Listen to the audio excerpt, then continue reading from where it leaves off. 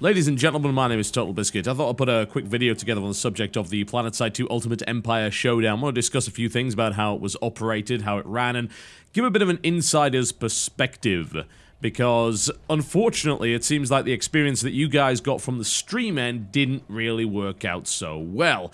That sucks. I'm really, really sorry to hear that, because I know a lot of you stayed up and even actually turned up and tried to play BR1 characters on Connery in order to participate in it, and if you happen to be in Europe, that was really late at night, so let me apologize for that. Obviously, it's kind of not my fault, but I do feel responsible regardless, because I said, hey guys, come and tune into this, and then the stream doesn't work half the time. That blows.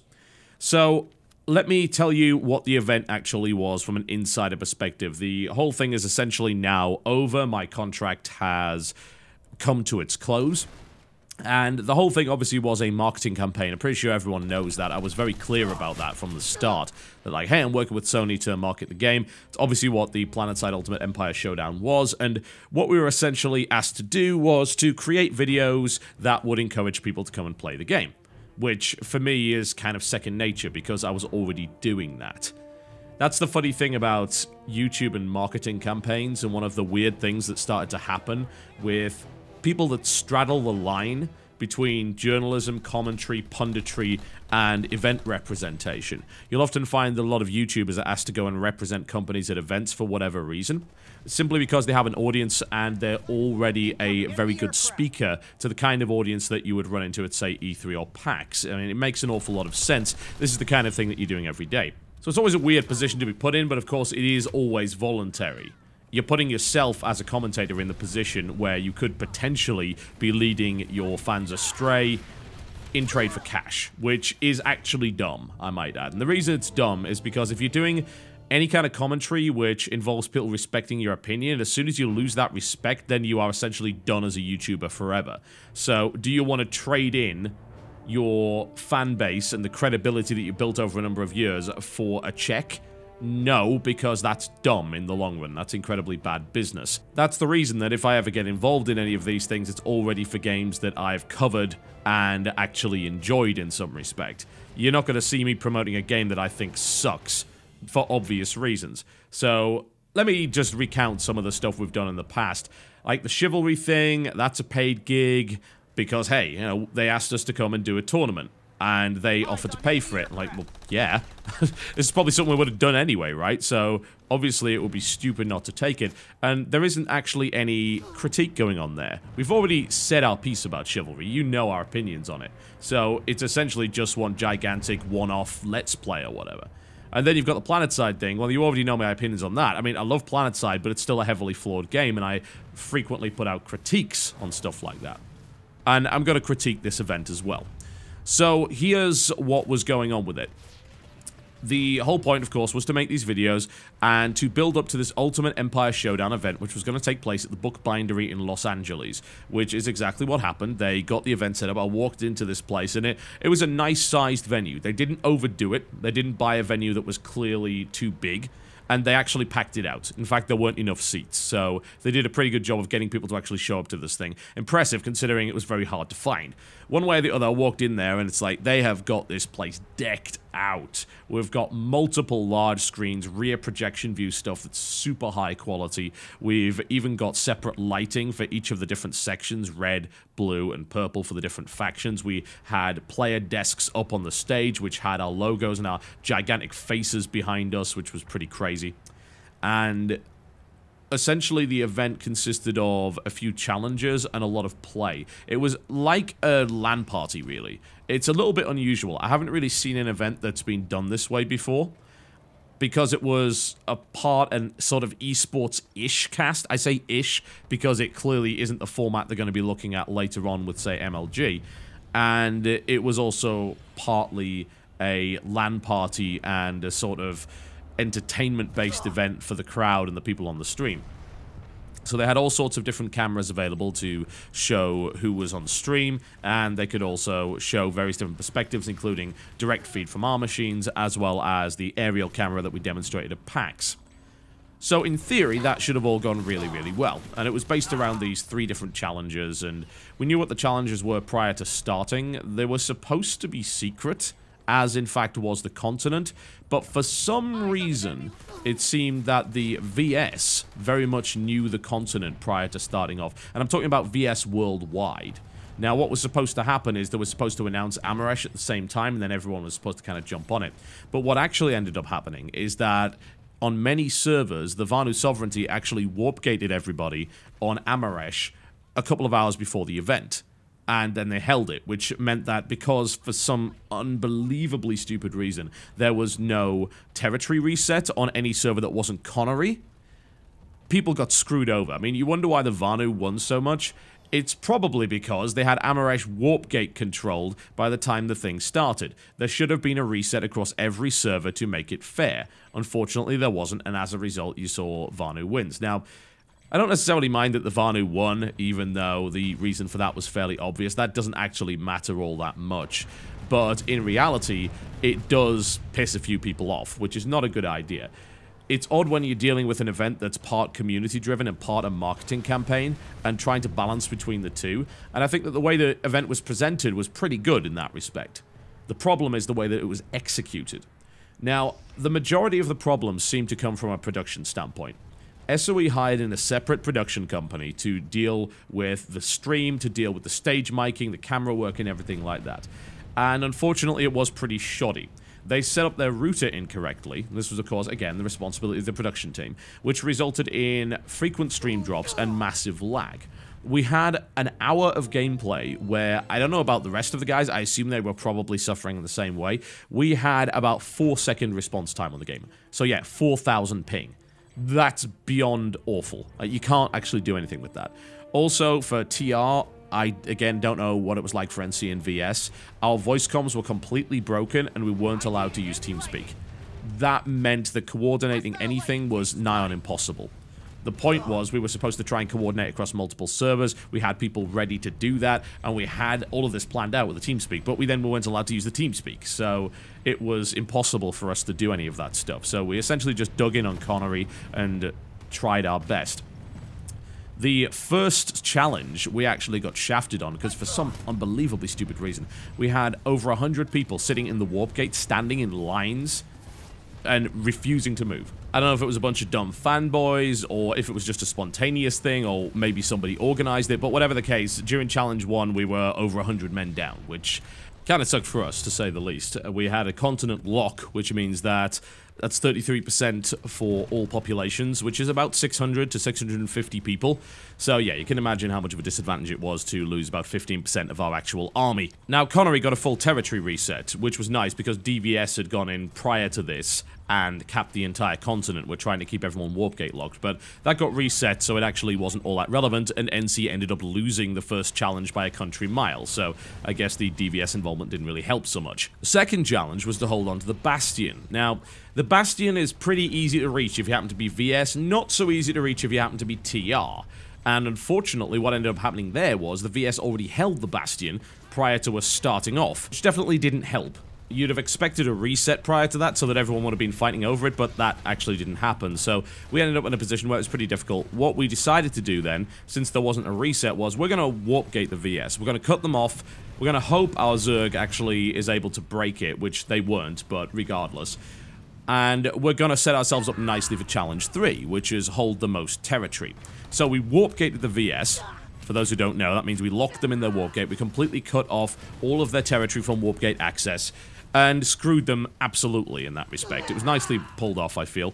Unfortunately, when Challenge 3 started, they decided to give a bunch of territory back to the VS and the NC. We owned, I think, about 65% of the continent at that point, at which point they then reset, so it was kind of fair. I'm like, hang on a minute.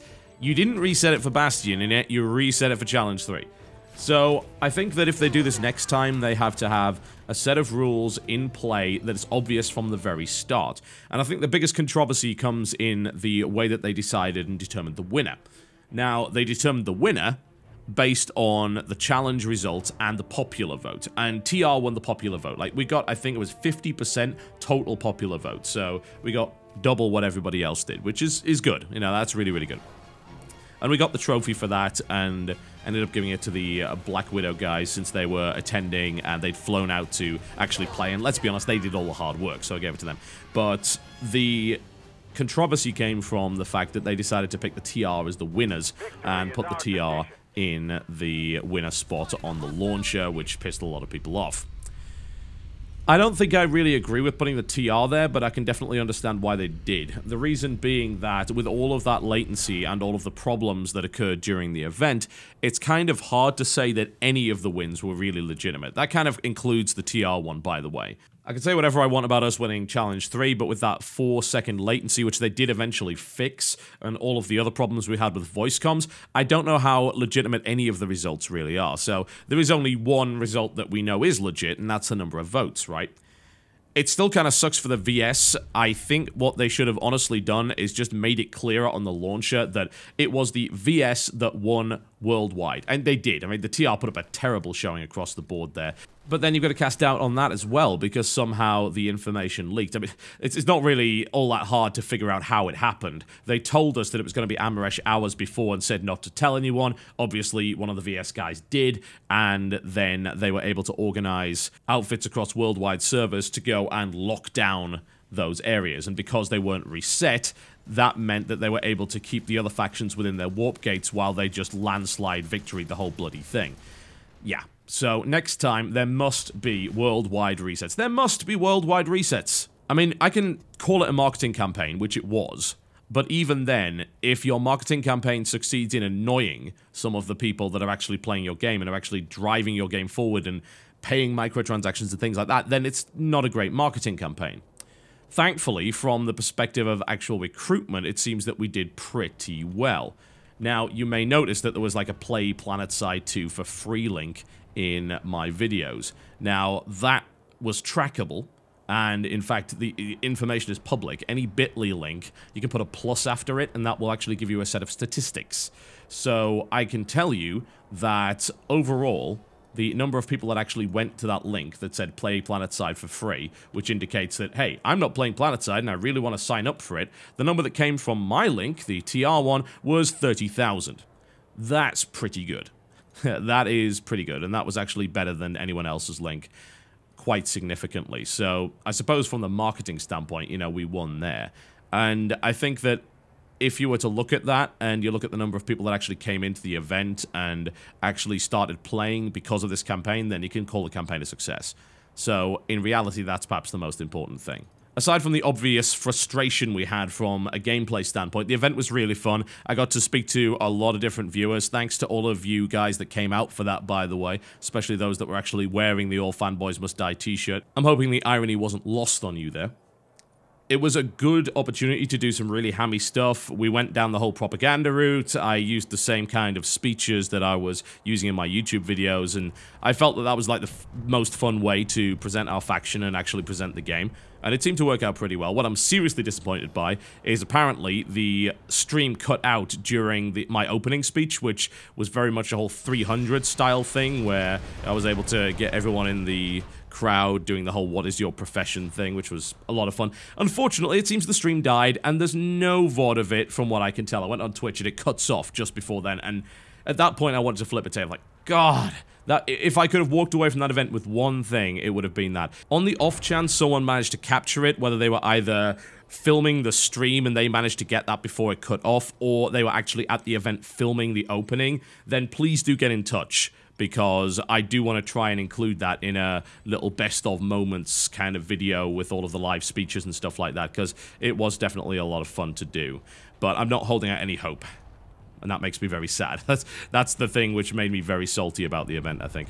So, what about critique of it? Well, honestly, as I said, the majority of the fault lies with the production team. We had mics cutting off all the time. We had line interference and nonsense on the commentary desk, which definitely shouldn't have happened. We had stream instability, which was as a result of a misconfigured router. Again, that should not have happened. That stuff should have been tested prior to starting. We should have all been on the machines playing. We should have done a full, like, 1-hour test to make sure this thing was rock solid, but we didn't. So, as a result, things went horribly wrong. I mean, we had about 3 hours of rehearsals for stuff that we didn't actually need rehearsals for. It's like, hey, you stand here for this. Like, this is all really obvious. Like, we don't need to waste our time doing this stuff, and yet that's what they chose to focus their time on. So I definitely wasn't happy with the production company that handled the entire event. Commentary-wise, I didn't get to hear any of it. I heard that there were some issues here and there. I mean, Matt Higbee obviously knows what he's doing. He's the creative director. And then we had Jace Hall, who has done literally everything. We also had someone called Adrian Curry. She was the MC for the event. Didn't mind that. She seemed to create these rather amusing, awkward moments because she spent most of the time making filthy jokes, which was entirely appropriate for a nerd crowd, especially when I saw Level Cap trying to handle that. I'm pretty sure she was sitting on Level Cap's lap at one point, which was absolutely hilarious. So, yeah, I think that went down pretty well, honestly. It created some really funny moments. And what about the overall format? Because this is something that a lot of people are calling Planetside 2 esports, and a really bad example of it. It really wasn't Planetside 2 esports. It was something kind of unique that I've never seen any company do before, and as a result, you can definitely see that there's some teething problems with it. They needed to have nailed the rules down before. They need to say, right, there's going to be a continent reset here. This is going to happen across all the servers. These are the very specific rules. We're going to actively moderate to make sure that there aren't people hanging around in the warp gates doing nothing. Because, again, it's a continent-locked battle, which means that if you have a large number of people in a warp gate, it is a serious disadvantage to the actual faction doing that. So they need to get all of that sorted out. The challenges were okay. I mean, the problem with presenting Planetside as an esport or as just a giant competitive thing is that the only thing that matters in Planetside is taking territory. So any other objective is kind of gimmicky and can also result in faction bias, like, say, the Bastion. You know, the Bastion is not an easy place for the TR to take in comparison to the NC or the VS. And a kind of King of the Hill style format with one base never really works because there's always going to be some kind of advantage that a certain faction has due to the positioning of other facilities as well as warp gates. So here's what I think they've got to do. If they're going to do future events like this, and they're also going to do esports with MLG, which by the sounds of it is going to be a very long-term thing, they're sort of developing a format, they need to develop something entirely separate to the real game. And I know it sounds ridiculous, and it doesn't represent the game well, but I think what you've got to do is create a competitive microcosm of the overall game that's still impressive in scale. And the way that I would do it would be to bring back Battle Islands. In the first game, they took Osha, which was one of the most boring continents, although people missed it once it was gone, and split it up into 4 smaller continents called Battle Islands. And they were all themed in a specific way. There was one that was very much designed around tank warfare. There was another one where you couldn't even spawn tanks, and it was essentially an infantry battle. There was one tiny little snow one which only had a single base, which was basically designed for King of the Hill. It had tunnels, it had places where the other empires could assault. It was an entire island designed around the sole idea of 2v1 sieges.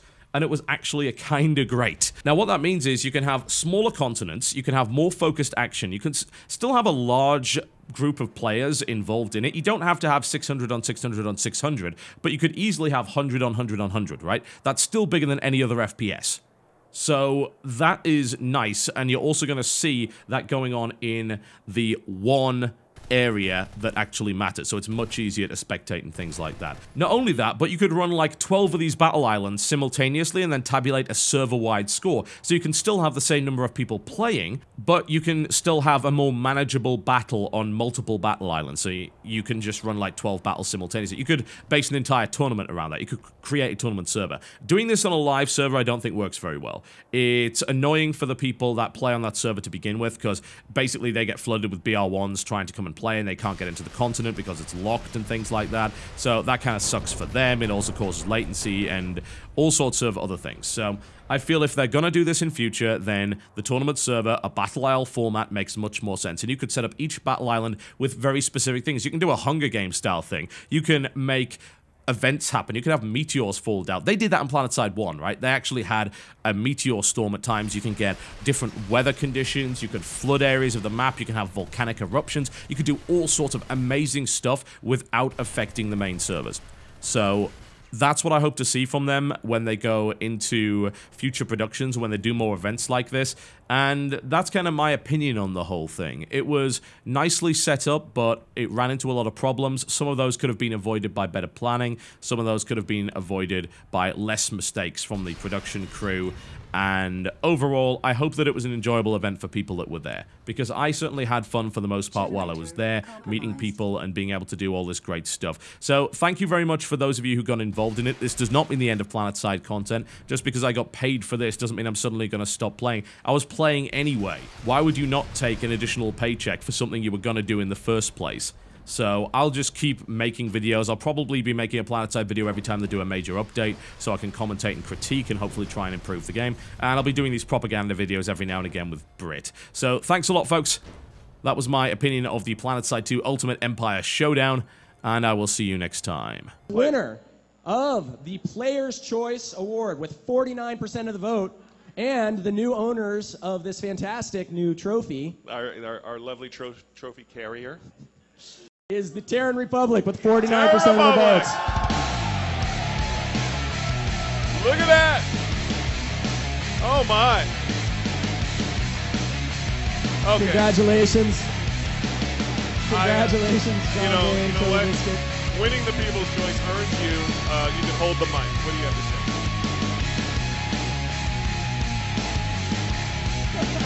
So unfortunately, the Vanu sovereignty also can't do basic mathematics. As of course, with a continent-locked population, that was 33, 33, and 33. But never mind. The territory on the continent of Amaresh, and of course, the trophy, is needless to say, in the rightful arms of the Terran Republic. And this trophy, we could display it, but we don't need trophies to prove we're the best empire. So what we'll do with this is we're going to melt it down, we're going to turn it into bullets, and we're going to fire it at the Vanu sovereignty. Propaganda and falsehoods here. What about Jimmy? What have you got for us? I mean, not much. We said in the beginning. We already knew it was going to happen. I mean, no, but we took the whole continent. Yeah. Ooh. Well, listen, you know, I want to point out something. We had a very interesting phenomenon happen today. We had the new conglomerate with 2 third-place wins, right? And we had the VS with 2 wins. And now we have the Terran Republic with 2 wins, a People's Choice and a challenge. True. That is true. So there you go. We're all winners here. Everybody's going home a winner. Especially the NC.